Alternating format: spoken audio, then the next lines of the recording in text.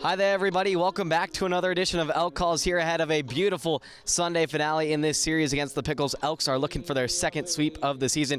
Here with new arrival in Wilson Weber, making your debut for the Elks last night, went 2 for 3 with 2 RBIs. How did it feel to have an immediate impact in your arrival in Bend? It felt pretty good. It's just good to be back in Bend, have some fun. Not necessarily always about the baseball at times. So it's just first days, getting back, kind of make some more friends, getting to see some old faces. And so first day without even playing was fun. And then sure enough, get in the game, have a couple hits. And so it's always fun down here in Bend. Every year I've been here, it's been a good time. It seems like you're familiar with the Bend area. What are some connections that you have here?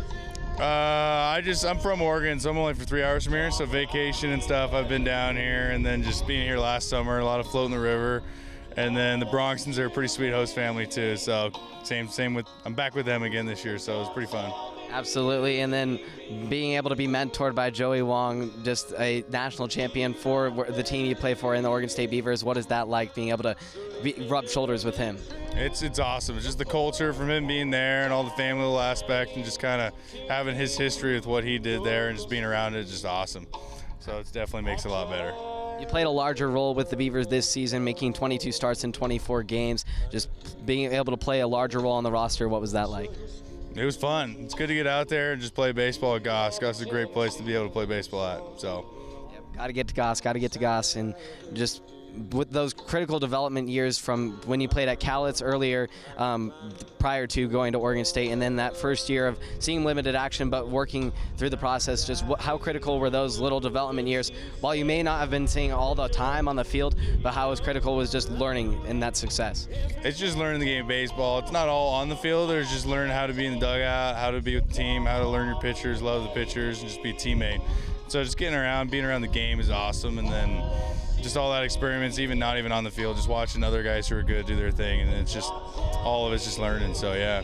One of the guys you've been able to watch is a 2-time Corvallis Knight and Tanner Smith. How is your guys' relationship working together behind the dish? Well, we're boys back there. A lot of fun in the fall, especially with even TJ Wheeler was a catcher there this last year. We had a lot of fun as a catcher with Nate Esposito as our catching guy. So we had a lot of work, but also a lot of fun. You can't shy away from the front of the game. So we definitely did not miss out on that.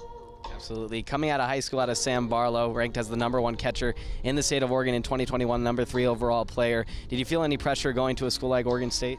Not necessarily. Once you're going to get there, it gets more real. But in reality, high school, you're just getting as good as you can, hitting the ball as hard as you can, playing the game as hard as you can, just having a good time.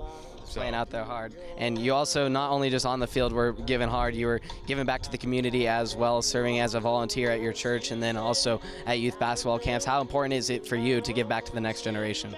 That's one of the biggest things, just kind of making everybody happy. Like, a lot of people look up to you, and even sometimes you don't even expect it, and it's just like the kids camp here is the same thing. Just giving back, having fun, because they all want to see you, and it's not necessarily you don't want to take it all for yourself. It's just like you got to give back to the games. You got to kind of give bats, give gloves away to kids when you can, especially since all the gear we get there. It's like, well, I don't need it all. I mostly give most of my stuff away. So, is there anyone that you looked up to when you were young that gave back to you? There's no one specifically. I looked up to just a lot of guys, just watching all the older guys. It wasn't necessarily one guy. It was just seeing that older generation, these big guys, fully developed, just throwing the ball hard, hitting the ball hard, just watching them, just like, I want to do that one day. So. And you said that just when you were in Cowlitz in a little interview you had there, that you like playing with the older guys. Is that just being able to pick their brains and stuff like that so you can improve and not make their same mistakes? Exactly. Like up at Cowlitz, we had Jake Burley, who was one of the older catcher there, and he was fun to watch, kind of learn from. So that's one of the guys there that I loved watching. He was just older, a lot more experience and everything. So yeah. Well, butterfly action. There we go.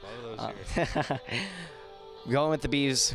Baton Rouge Regional come up short to the eventual national champion, a powerhouse in the LSU Tigers, but played them very well. Now with a bunch of returners coming back, including a potential top 5 pick in Travis Blana, how do you feel about your chances this upcoming season? We'll be ready to go. We got some transfers. Not sure who all we'll have there in the fall, but we lost a little bit, but we also gained some, so we'll be ready to rock and roll.